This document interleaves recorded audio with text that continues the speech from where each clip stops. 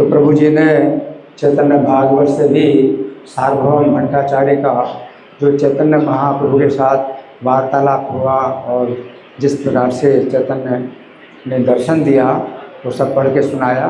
बहुत ही रस है इस कथा में।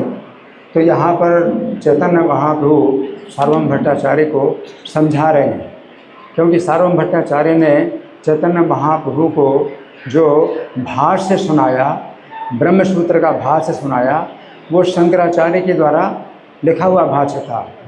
और शंकराचार्य वेदांत सूत्र का जो भाष्य उन्होंने लिखा है, तो चूँकि वेदों में परम सत्य को ब्रह्म कहा गया है, जबकि भागवत में बताया गया है कि ब्रह्म भी है, परमात्मा भी, भगवान 3 प्रकार से जाना जाता है।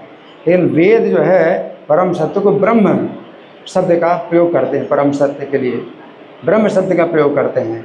और शंकराचार्य ने उस ब्रह्म को कहा कि भाई माया से परे है। तो माया से परे है तो इसका मतलब है कि उसका शरीर, जितने शरीर माया से बने हैं, भौतिक प्रकृति से बने हैं, तो ब्रह्म का जो है ऐसा शरीर नहीं है। तो फिर उन्होंने यही माना कि ब्रह्म का कोई शरीर नहीं है, ब्रह्म का शरीर नहीं है, ब्रह्म में कोई इच्छा नहीं है, ब्रह्म का कोई मन नहीं है, ब्रह्म की इंद्रियां नहीं है, क्योंकि सब इंद्रियां और मन और शरीर सब तो भौतिक प्रकृति के द्वारा बने हैं। तो चैतन्य महाप्रभु ने बहुत सरल तरीके से इस विचार का खंडन किया, बड़े सरल तरीके से खंडन किया।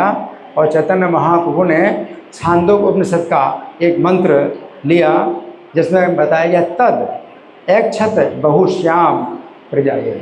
तो तत् शब्द जो है ये भी ब्रह्म शब्द का मतलब पर्यायवाची है। ओम तत्सदिति निर्देशो ब्रह्मणा त्रिविधा स्मृता। ब्रह्म को जो है वेदों में ओम शब्द से भी कभी संबोधित किया जाता है, तत् से या सत से, और ब्रह्म 4 शब्दों हैं। परम सत्य के लिए 4 शब्द हैं, तो यहाँ पर तत् शब्द का प्रयोग किया। तो तत् ऐच्छत बहुश्याम, ऐच्छत का मतलब चैतन्य महाप्रभु बड़ा सुंदर जो है ये तर्क दिया कि तत् ऐच्छत, तत् का मतलब वो ब्रह्म है या परम सत्य है, उसने इच्छा की। अब देखिए, इच्छा की तो इसका मतलब मन होना चाहिए उसका। अगर कहीं इच्छा होती है तो मन में तो इच्छा होती है, मन का ही कार्य है इच्छा करना। तो इच्छा जो है अगर हुई तो इसका मतलब परम सत्य का मन था, यानी ब्रह्म का मन था। और फिर ऐच्छत कहा है कि ये है ऐक्षत बहुश्याम परिजाये। तो ऐक्षत का मतलब इच्छा करना भी है, और ऐक्षत का मतलब है कि भौतिक प्रकृति पर दृष्टिपात किया, तो उसने देखा भी।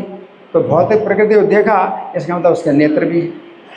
और वो मन और नेत्र जो है भौतिक प्रकृति के पहले, भौतिक प्रकृति से जो सृष्टि हुई उसके पहले चूँकि मन था जिसमें उन्होंने इच्छा की बहुत होने की, और उन्होंने देखा भी भौतिक प्रकृति को।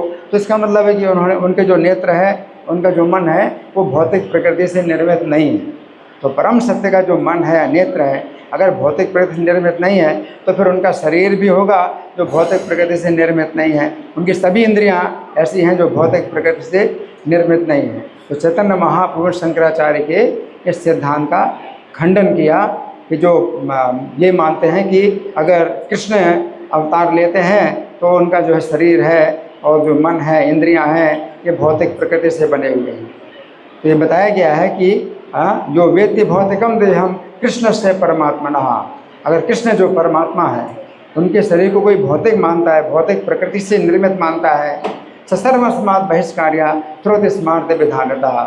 तो जितने भी वैदिक कार्यक्रम हैं और जितने भी स्मार्त के कार्यक्रम हैं उनसे उसको बाहर निकाल देना चाहिए।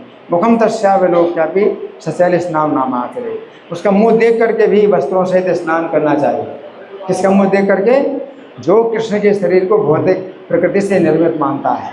तो चैतन्य महाप्रभु ने शंकराचार्य का इस प्रकार से खंडन किया कि जो ब्रह्म शब्द है, तो ये ब्रह्म शब्द को आप उसी प्रकार समझिए कि कहीं उनको भगवान कहा जाता है तो 6 ऐश्वर्य से जो संपूर्ण है भगवान, वो जो है ब्रह्म शब्द का है।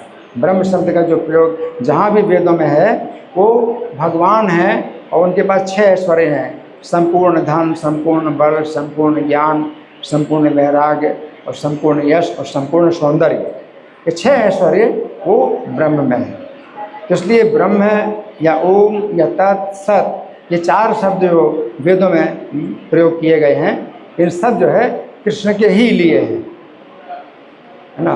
और वो जिनको हम कृष्ण कहते हैं, और कृष्ण जो है परम सत्य और परमेश्वर ईश्वर परमा कृष्णा जिनको कहा जाता है, तो वो जो है क्या है, उन्हीं को ही वेदों में ब्रह्म कहा गया है। गीता में भगवान कहते हैं वेदेश सर्वे अहमेव वेद्यो, समस्त वेदों की तरह मैं ही जाना जाता हूँ।